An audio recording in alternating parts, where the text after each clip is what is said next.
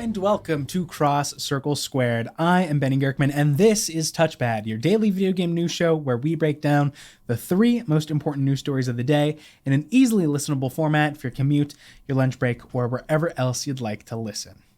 Okay, got a nice little news day for you, some good stories, but pretty short length, so let's get into it. First up, obviously, is all that Xbox news from yesterday. I did release a full video just on the business update and that whole multi-platform thing last night, so if you're interested in hearing everything announced there, as well as a summary of that whole situation, I'll leave a link to that video below, but I'm also going to go quickly over the big notes that I have from that business update. So first, Xbox is not changing their overall strategy with multi-platform releases. All the games that were going to be exclusives are staying exclusives, except for 4 specific titles. They did not announce which titles will be shedding exclusivity, but I and many other outlets have kind of guessed that this is Sea of Thieves, Grounded, Pentiment, and Hi-Fi Rush. Of course, those are just rumors and speculation. Nothing is confirmed, but the way they talked about it kind of led us to believe that those are the most likely 4. All new Xbox games will also be on Game Pass now. They're also working on bringing past Activision Blizzard games to the service as well. And lastly, we're going to be seeing Microsoft again in June for their summer showcase. And then again, sometime later this year, they're going to announce some new hardware. Now, whether that's a pro console or a handheld or headphones or a controller or hell, it could be a streaming stick, we have no idea right now, but that's everything to summarize that we learned yesterday. Though, as the industry took time to examine everything and do some additional reporting, we do have some new info emerging since then. First, and I missed this in my show yesterday, but it was kind of announced at the same time.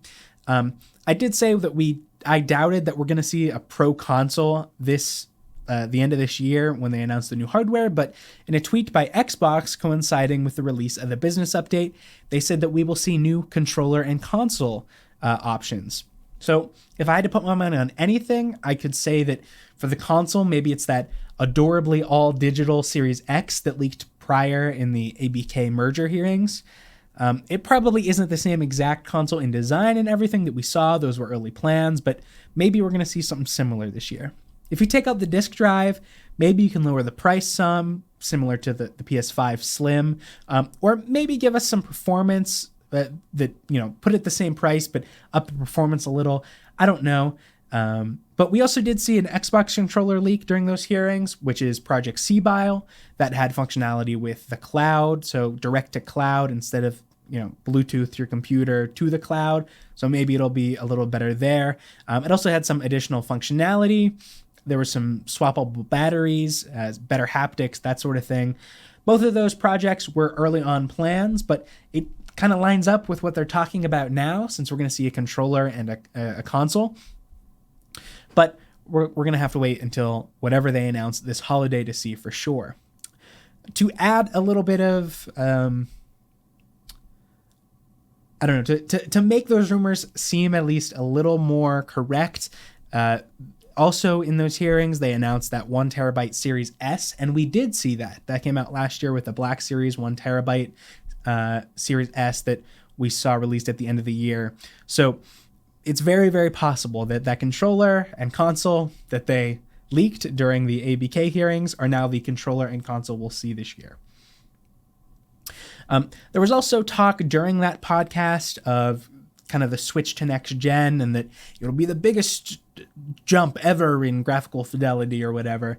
But I really don't think that, even if they do have that in their plans, I don't think that'll be ready to show this year.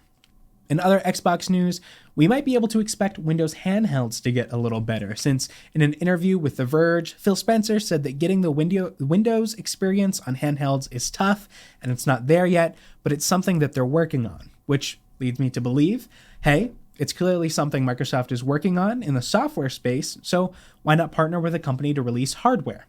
When Phil says a new console, could that mean an Xbox Windows handheld?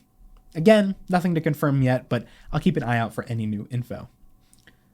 Okay, for our second story, we could be seeing a new Star Wars game from Respawn. That's the creators of Titanfall, Apex Legends, and the Star Wars Jedi games.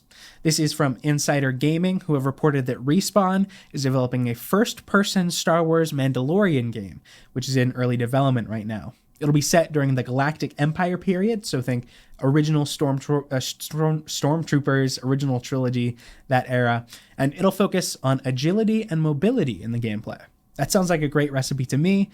Insider Gaming pointed out in their article that, Mandalorian jetpacks that we've seen in the Mandalorian series and in the Clone Wars, and, how Respawn has been working on games like Titanfall with jump packs and Apex Legends with, like, the rocket booster one of the characters have. It could be a really, really compelling game. It's a great fit for that studio if that is what they're working on, and arguably, really no one makes better feeling first-person traversal than Respawn, so I look forward to seeing more about that. Okay, also according to insider gaming sources, that game won't be open world. It'll be linear and take place across multiple planets, which to me kind of just sounds like the world design of the Jedi games, Jedi Survivor and Fallen Order. They're kind of like open-ish. They're open levels. They're not an open world, so that'd be good for kind of moving around with a jetpack. And they aren't like Assassin's Creed size, so they're still linear. But I think if they kind of carry over that design philosophy, I think that would be a good fit for whatever game they're working on with all these rumors. And finally, for our last story, but this one again has a few elements to it, we're going to go to Las Vegas, where the DICE Awards took place last night. And if you don't know what the DICE Awards are, they're kind of an industry event award show that, especially if you didn't like the Game Awards because of kind of how, corporate and marketed and hype the Game Awards were, and you really want something that focuses on the developers, this is the show for you. It doesn't have as good presentation as the Game Awards, but it is completely voted on and attended by devs and industry people, so it gives a different, more intimate look at the games that we love. I haven't gotten around to watch the whole thing yet. I was very, very busy yesterday with all those videos, but I will be watching the VOD at some point this weekend. It's available on YouTube. I'll put a link below. Though, since I didn't watch it, I do still want to go over some of their winners. So thanks to Game Informer, we have a list of winners here. First is Outstanding Achievement for an Independent Game, and Cocoon won that. Cocoon is great. It's a pretty basic puzzler, but it does have some cool ideas, and that award is well deserved. Best RPG was obviously Baldur's Gate 3. No explanation needed there. Adventure Game was Tears of the Kingdom, which, good fit. Don't think it was Game of the Year material personally, but I know a lot of people like that game, and it does have a very, very good sense of adventure. Action Game was Spider-Man 2, kind of obvious there. And of course, Game of the Year was Baldur's Gate 3. Baldur's Gate 3 picked up 5 awards in total, followed by Spider-Man 2, which actually won more awards. They won 6, but they didn't win Game of the Year. Mario Wonder walked away with Best Family Game, and Alan Wake 2 won 1 award, but that was Outstanding Achievement in Art Direction. Okay, and speaking of Alan Wake 2, we also just learned that the game has sold 1.3 million copies since launch, as per Remedy's Financials blog post. It was earlier reported that sales for Alan Wake 2 seemed a little spotty, like not enough to be worried about Alan Wake and the Remedy developer company. I know Epic Games shelled out a lot of money for it, so it wasn't seemed like it was a complete failure, but it didn't seem like it was going great either. But now we know the full picture with this blog post. Alan Wake 2 has sold 50% more copies than Control did at launch, and Alan Wake 2 didn't even have a physical or a Steam release. Remedy's CEO, Tara Vertala, sorry if I messed it up, they stated that the game has recouped a significant amount of the game's development and marketing costs. So that means the game isn't profitable yet, but I do think, and they did mention this, that Alan Wake 2, a game like Alan Wake 2 has a really long tail. I think many people just kind of missed it due to the fact that there were so many games last year. And from right now, this year's looking a little lighter. So maybe some people will get back to it. Maybe we'll see a physical release, or maybe we'll see a release to Steam to really bolster those numbers. But either way, it looks like it's been at least a marginal success. In some other quick news, Payday 3 has released a blog post detailing kind of a season. They're calling it an operation. You can see from the branding there, and especially in the goal of this operation, it's very similar back to when Rainbow Six Siege did their Operation Health. This is Operation Medic Bag. It's kind of trying to hope to revive the game, fix a lot of issues that people had when it relaunched. It's adding an offline mode, which is very, very needed. It's also adding some pretty basic features like a vote kick and a server browser. It also has some new cool things like UI revamp, new content, progression, that sort of thing. I'll drop the blog below if you want to check out the whole thing.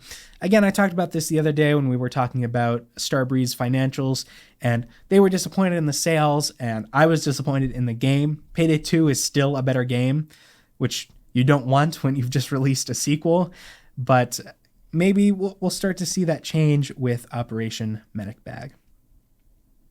Okay. As for game releases today, there's nothing today or this weekend, but Skull and Bones has just dropped and we've begun to see scores release.